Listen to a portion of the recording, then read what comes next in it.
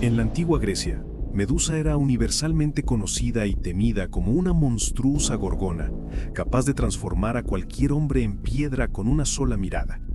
Sin embargo, su historia revela que no nació como la criatura aterradora por la que sería recordada. Medusa era la hija de las deidades primordiales del mar, Forcis y Ceto. A diferencia de sus dos hermanas, Esteno y Euríale, quienes nacieron con cuerpos cubiertos de escamas y serpientes en lugar de cabello, Medusa nació con una apariencia completamente humana, dotada de una belleza notable y un cabello que destacaría por su singular hermosura.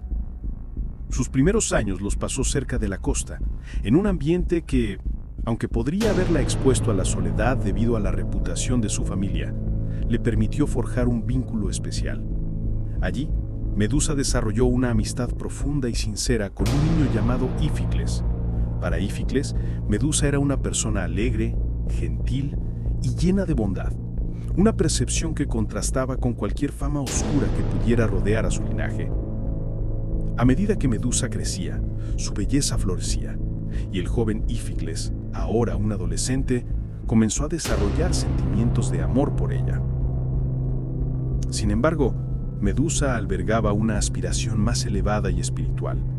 Le confesó a Íficles que su verdadera vocación era servir a la diosa Atenea y que como futura sacerdotisa estaba obligada a mantener su pureza, consagrándose enteramente a la diosa y absteniéndose de cualquier amor o relación terrenal.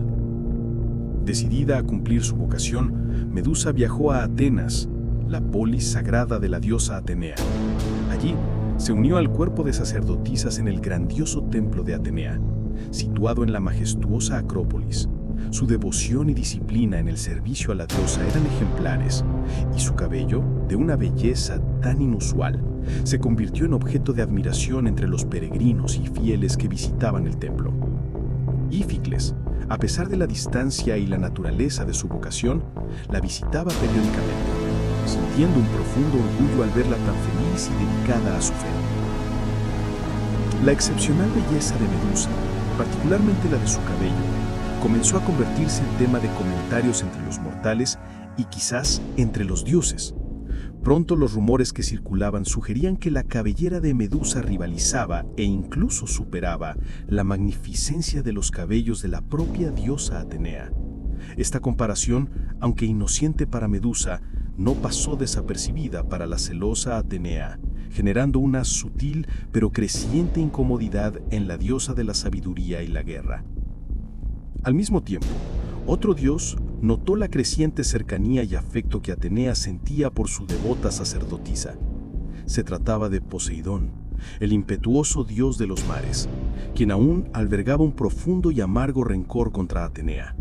Su resentimiento se debía a la antigua disputa por la tutela de la ciudad de Atenas, una contienda que Poseidón había perdido.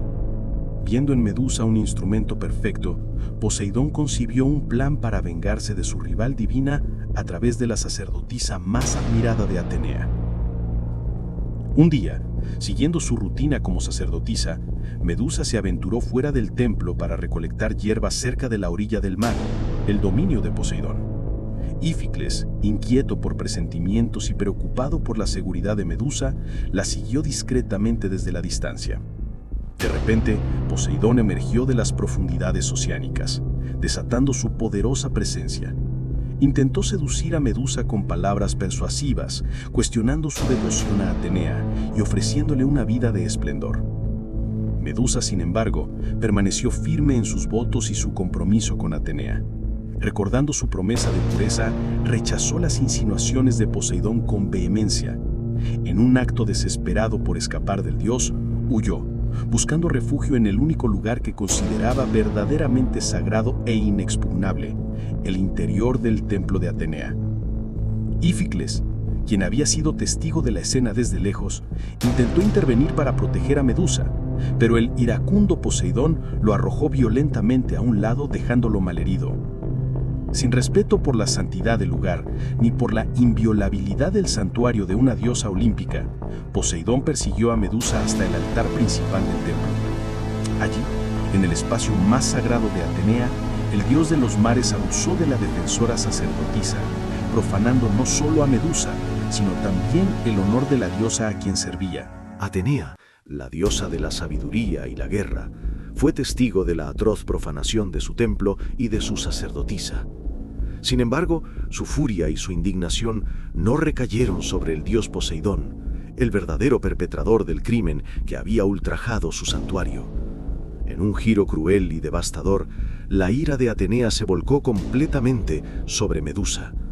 La diosa la culpó por lo sucedido, acusándola de haber provocado la desgracia en el altar con su vanidad y su belleza desmedida, insinuando que su atractivo había sido el origen de la transgresión. El castigo de Atenea fue inmediato y espantoso. Un dolor agudo e insoportable recorrió el cuerpo de Medusa. Su cabello, antes un atributo de envidiable belleza que había atraído la atención de dioses y mortales, se transformó en un nido de serpientes venenosas que se retorcían y silbaban. Sus ojos, que una vez reflejaron inocencia y devoción, adquirieron un brillo mortal. Cualquier mortal que osara cruzar su mirada quedaría instantáneamente convertido en piedra, privado de vida y movimiento. Ificles, el amigo fiel de Medusa, yacía malherido por el ataque de Poseidón, pero su preocupación lo impulsó a acercarse a Medusa, intentando ofrecerle ayuda en su momento más oscuro. Pero la recién adquirida monstruosidad de Medusa era incontrolable.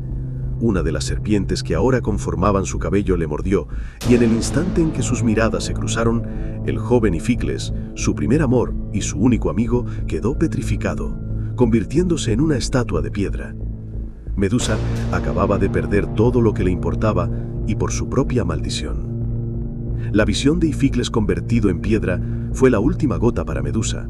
Devastada por el horror que acababa de causar y la implacable crueldad del castigo, huyó del templo y de la ciudad de Atenas, suplicando no volver a herir a nadie más. En su desesperación, buscó refugio en un antiguo templo abandonado y en ruinas, lejos de la civilización, en la desolación de un lugar apartado. Allí se recluyó, intentando aislarse del mundo para protegerlo de su propia maldición. A pesar de su aislamiento, la fama de Medusa como la gorgona mortal creció y se extendió rápidamente. Los rumores sobre la terrible criatura con serpientes en el cabello y ojos petrificantes se esparcieron por toda Grecia. Pronto, el antiguo templo en ruinas que Medusa había elegido como su refugio se convirtió en un destino para los guerreros y héroes que buscaban gloria, esperando enfrentarse a la gorgona y reclamar su cabeza como trofeo. Medusa, la otrora hermosa sacerdotisa, se había convertido en el temible monstruo que convertía en piedra a cualquiera que la desafiara.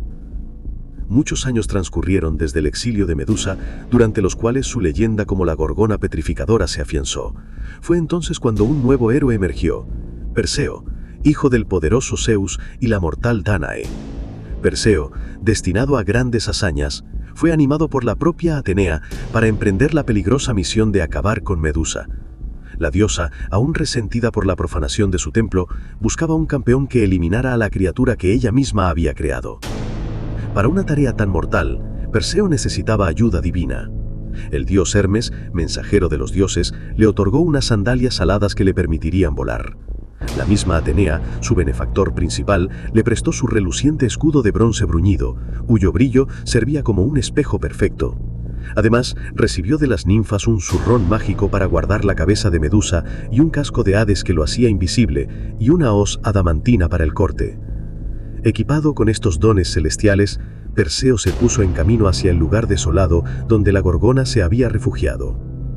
Perseo, consciente del poder letal de la mirada de Medusa, avanzó con extrema cautela. Usando el escudo bruñido de Atenea como un espejo, pudo ver el reflejo de Medusa sin tener que mirarla directamente, evitando así ser petrificado. Este método le permitió acercarse sigilosamente al antiguo templo en ruinas, que ahora era el lúgubre refugio de la gorgona, sin alertarla ni sucumbir a su maldición. Al encontrar a Medusa, Perseo observó su reflejo en el escudo. Lo que vio no solo era un monstruo, sino una criatura en una miseria profunda, un ser que había sido víctima de una cruel injusticia divina. A pesar del peligro y de su misión, Perseo sintió una oleada de compasión por la trágica figura. No era el monstruo temible que los cuentos describían, sino una figura patética, atrapada en su propia maldición. guiado por el reflejo en el escudo y con su corazón conmovido, pero firme en su propósito, Perseo asestó un golpe rápido y preciso con la hoz adamantina. En un instante, la cabeza de Medusa cayó al suelo, liberando el aire de su último aliento y poniendo fin a su tormento. El terrorífico poder de la Gorgona fue silenciado para siempre. De la sangre que brotó del cuerpo decapitado de Medusa, surgieron dos seres extraordinarios, concebidos por Poseidón durante la violación en el templo.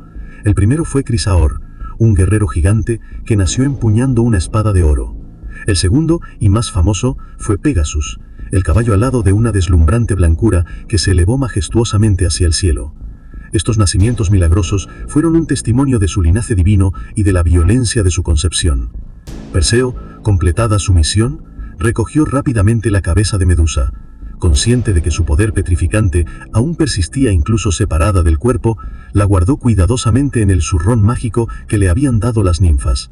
Su intención era usarla como un arma formidable en sus futuras aventuras. Mientras tanto, Pegasus, libre al fin de la oscuridad de su nacimiento, batió sus alas y ascendió hacia el Olimpo, donde se convertiría en el corcel de Zeus y en un símbolo de inspiración. Con la cabeza de Medusa en su poder y habiendo cumplido su peligrosa misión, Perseo regresó triunfante de su viaje. Su hazaña se extendió rápidamente, consolidando su reputación como uno de los más grandes héroes de Grecia. Su regreso no solo marcó la culminación de su aventura personal, sino que también anunció la eliminación de una de las criaturas más temidas del mundo. Perseo se dirigió a Atenea, la diosa que le había brindado la ayuda crucial para lograr su objetivo. Como ofrenda y prueba de su victoria, le presentó la cabeza de Medusa. Atenea aceptó el macabro trofeo sin remordimiento. La diosa, implacable en su ira, no solo no mostró compasión por Medusa, sino que convirtió su cabeza en una parte permanente de su indumentaria divina. Atenea incrustó la cabeza de Medusa en su escudo ceremonial, la égida, transformándola en una arma formidable y un símbolo de terror para sus enemigos. Así, la vida de Medusa llegó a su fin, marcada por la tragedia y una profunda injusticia. Ultrajada por Poseidón, culpada y castigada por Atenea, y finalmente perseguida por la humanidad, su destino fue el de una víctima doble de la rivalidad divina y la moral implacable de los dioses. Su cabeza, ahora parte del equipo de su castigadora, se convirtió en un recordatorio eterno y silencioso de la terrible injusticia que había sufrido.